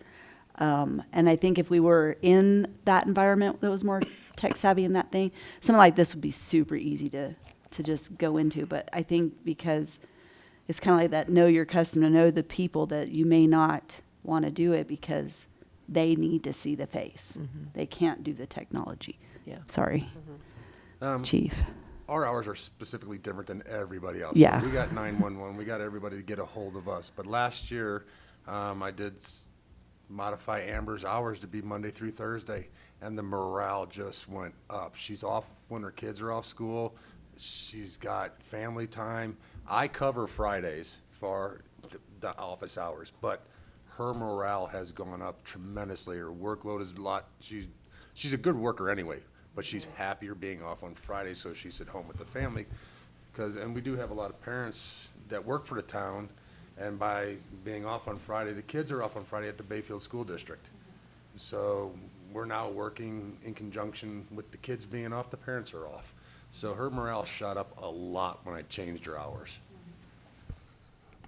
But we're not changing staff hours, we're changing lobby hours. But I agree that it can definitely do a lot for somebody to work that kind of a schedule. There's no doubt in my mind. I think something major for you guys to consider too is we don't have a front desk person right now. We've pulled somebody that's doing it part-time. Also, from what I've heard, and I don't work in this is just what I've heard, that it takes quite a bit of training to train somebody. So this would give us time to hire and train somebody in a day to train without phone calls and people, interrupting that. So, like I said, it's still business as normal for all of us. We're going to be here. We're a phone call and email away, but I think these guys could use, especially with everything that Kristen's got going on, and from what I see, these guys are struggling. So what if we temporarily, it's temporary, this resolution, but what if we put signage on the door, if you have an issue with Parks and Recs, phone number, this, phone number, blast it on social media week after week, so not just one time, but multiple times, for people to see that thing. I think I'd be more comfortable if that was the case, especially if somebody shows up like, Lucy was saying, if somebody shows up at the door and they're like, what can I do? Well, at least there's a phone number, and you know that while our lobby is closed, we have people that can help you. You just have to call them on the phone. Well, and that would be our goal. If you accepted this, we would have to get the information out, and keep in mind that those are on social media or watching our websites. One thing, we're going to have to do a lot of PR to get this information out. Right. Well, if people are showing up on Fridays, a sign on the door is gonna get them a phone number. That's the big help right there. Because they're already here. They want somebody to call. And most of the Friday people that are yanking on the door are here for the county and the kiosk. Yeah.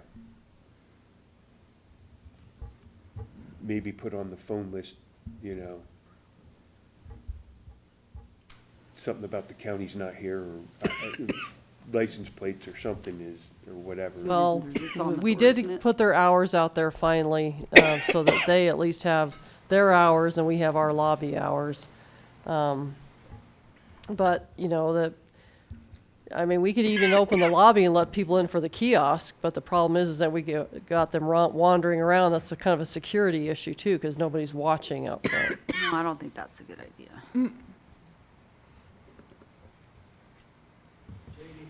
Is that kiosk built to be put outside? No.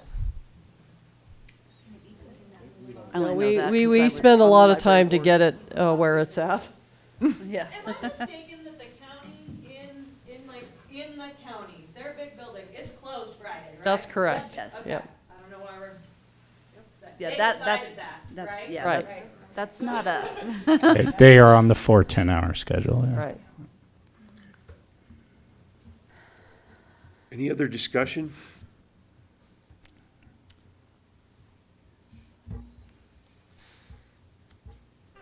Looking for a motion one way or the other.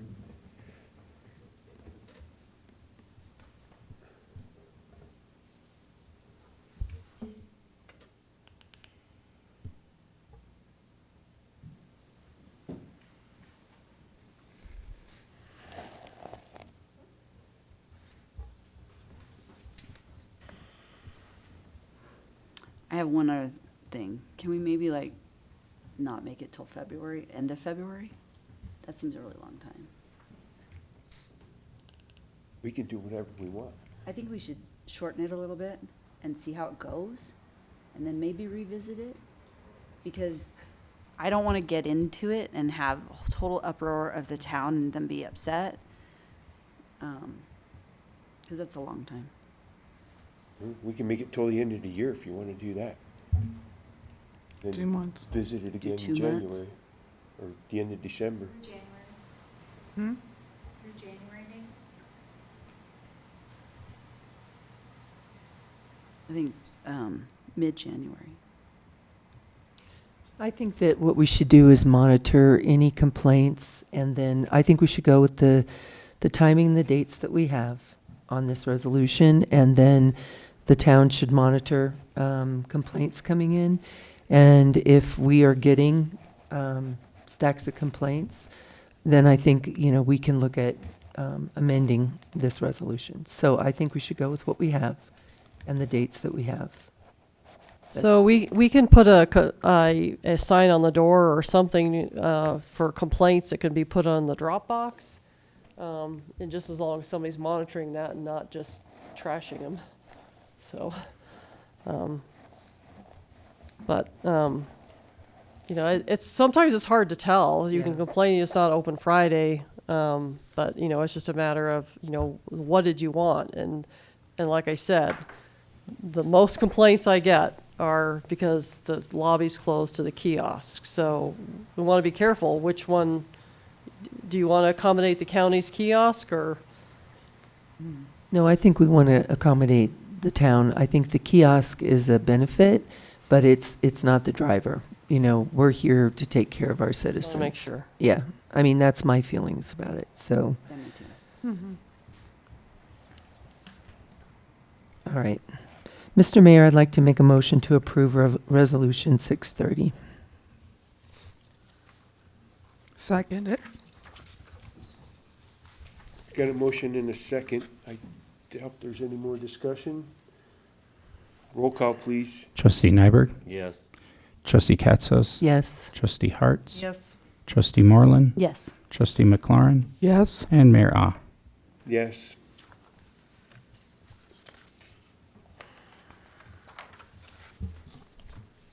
Resolution 631, penalty and shut-off hours, holiday, excuse me. Yeah, so we are having training tomorrow. Cassell's going to be here to do training on utilities, a couple other things that Cassell does. And we were hoping to kind of do a billing, but we have to kind of figure out this water meter situation. So we had a customer with a $11,000 bill. If they weren't paying attention, that could have been drafted out of their bank account. So I think we just need to kind of take a breath. The billing typically would have went out the 27th of September. I just made a decision that we just need to kind of take a breath, get caught up, find out what the meter reading issue is, have training with Cassell. Then we think that we can probably do a billing probably before the next billing in October for September. And then basically make sure that all of our water meters are reading and that we don't have any other issues. Asking Cassell, where's the report, so we can make sure that we know that we're getting this information. We did this during the pandemic.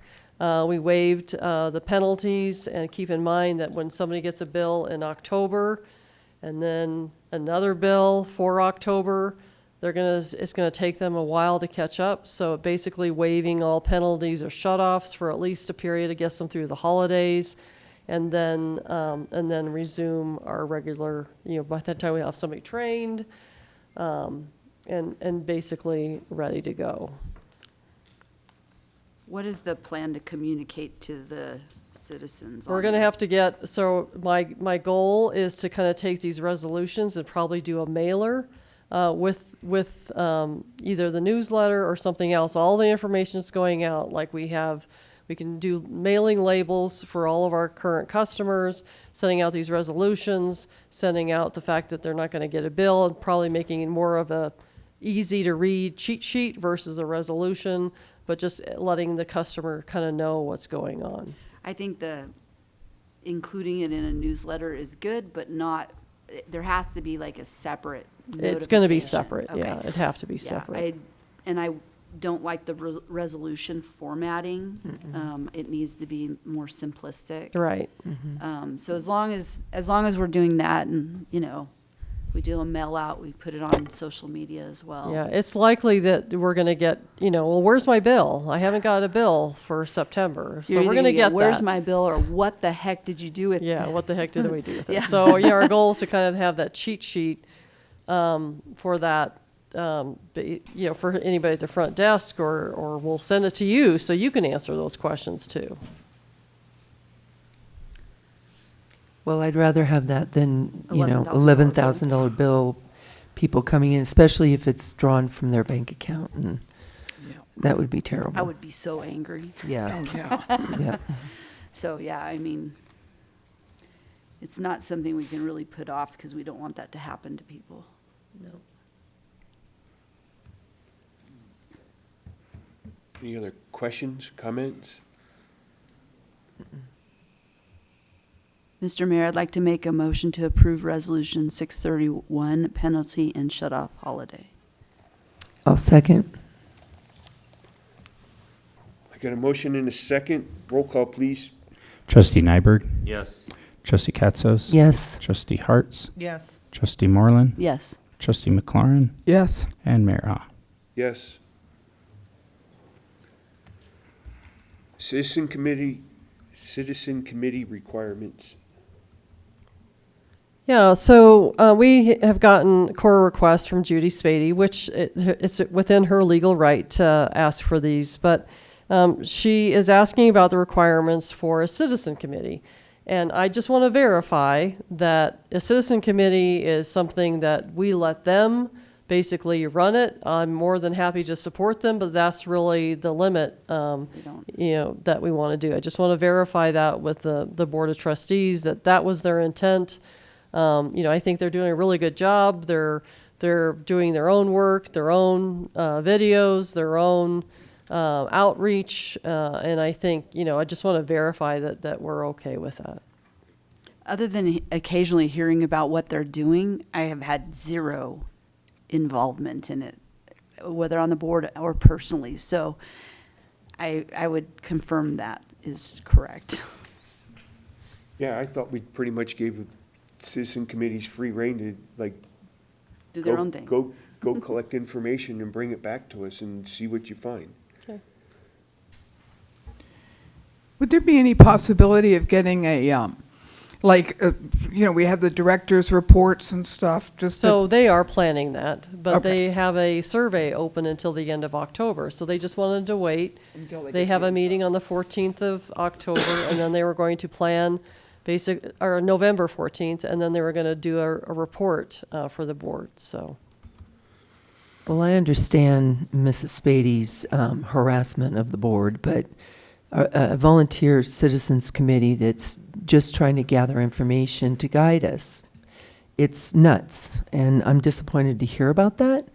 But I agree. They're volunteers. They're spending time and energy to literally bring us really good data so we know how to move forward with the park plan.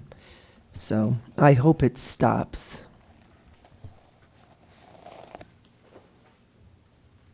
Did you need anything more than that? I just want to make sure that that was the intent. Okay. Unless I have park committee members here, if they have any questions. Can you just have everybody confirm that it's correct? Yeah, wait, hold on, Brian, one more thing. You can speak, I would like everybody to say that that's what we did do, is give them free rein. Yes. Either Yes. verbally, head nod. Yes. Yes, thumbs up. Okay. Thank you. Brian Blanchard, 627 Louisiana Drive. So I am part of the Citizens Park Committee, which we got direction from the board, which we appreciated, and you gave us some specific things that we are working on. And we will, Mary Benson is here. She's already given you one update, and we're going to be giving you more, but we want to bring you the data as it turns out at the end of October. My thought, though, is to change the how this reads. Instead of citizens committee requirements, I think it should be requiring citizens to be on the committee. And I'd like to see a resolution for that, and some sort of fee or penalty for those residents who don't volunteer to be on the committees. Thank you. Amen, brother. For real. Can I get a hallelujah? Any other public comment? You don't have to do an update. Mary Benson, 723 Lupine. We're at 307 people who have completed our survey. Huge outreach. We have started trying to get some answers back out to the community because there's an open-ended field for them to say their concerns or their questions. So we're starting to we did a video instead of an FAQ because we thought it might be more engaging and get the word across. The data, I definitely want to analyze it and give you information, and then you've given us many steps. So the first step is to get the data, right? And that'll give us a priority list, but then, you've asked us about funding, you've asked us about other things, and so we plan to continue this committee at least through next year in July to give you really what we think will help you with a roadmap and do further research into, ways, pros and cons of different things that can be approached. So we're definitely working very hard. And so I'm happy that you've given us this opportunity to serve the town and the people. And we do have your best interest at heart and the people in the town. So. Well, thank you very much, Mary. I know that the town has already spent money, to put together the master park plan, and, we're already in it. And so having, a committee of concerned and involved citizens to continue to share that message and collect information and hopefully answer questions is really important, so we just don't let this go by the wayside. Yeah. So I really deeply appreciate all the work you guys are doing. Thanks. We want to see it move forward with the way that, it can be phased and all of those different things. So you've probably seen they've posted things in Hongs, they've posted things in Bottom Shelf. We've been at all the events. So there's a lot of time and effort being spent, for sure, to make it a comprehensive report out. But it will be incremental over time in phases. Right. Okay? Thank you very much. Mhm. We appreciate it. Any other public comment? Board of Trustee reports. We had a SURSA meeting last week. And then we had a CML meeting on Tuesday? Tuesday, down in Ignacio. That was a nice event. They had it at I forget the name of that building. Dancing Spirit Community Yeah, Center. the newly finished building down there. It was pretty nice. But yeah, it was a good event. And everybody was there. That's about all I have for that. Trustee Harts? Alliance board meeting is tomorrow, and next week is the Alliance monthly meeting. Trustee Casso?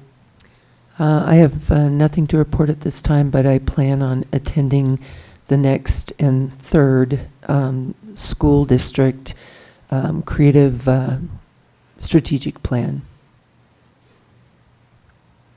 Trustee McLaurin? Can board members be on the citizen committees? Is that a problem? Yeah, no, we don't do that. We don't do that. Well, I think Kat came to one. I just come to attend to hear what they're Yeah. doing, but I'm not on the committee. Yeah. I Right. just go to That's listen. I mean, you can attend. I just need to make sure that there's not three of us. Yeah, or more. Okay. I don't really have an assignment at the moment, so I'll find out something if there's a need. Somebody point me to something, to attend, to go to observe. If there's anything else I can do for implementing the agricultural zoning, I'm all over that. Be careful of what you volunteer for. They're all raising their hands back there. Oh, yeah, no, I'd love to volunteer for staff. Oh, I would. That's allowed, isn't it? As long as there are not three of us doing it? Well, I'll tell you what, in the other community that I worked in, I had a employee that had 7 months off for medical leave, and I had, not the majority, but I had 3 of the trustees that said, oh yeah, I'll come in for a day. And after that, when my employee returned, they're like, please never leave again. Really? No. No. I'll find some of y'all to help. I have some skills. Is that all? Trustee Yeah, Moreland? I'm done. The Regional Housing Alliance meets on the 10th, so I don't have anything to report since the last time. And Trustee Nyberg? Southwest TPR's coming up on the 10th as well. Nothing to report right now. Big day. Get us on the schedule. I know, get it. Be aggressive. Get you a stoplight. Get us a stoplight. So October 7th, town offices are closed. Planning Commission is on the 8th. Draft budget's on the 11th, and regular meeting is on the 15th. And I'll adjourn this meeting at 8:40. Nicole, thank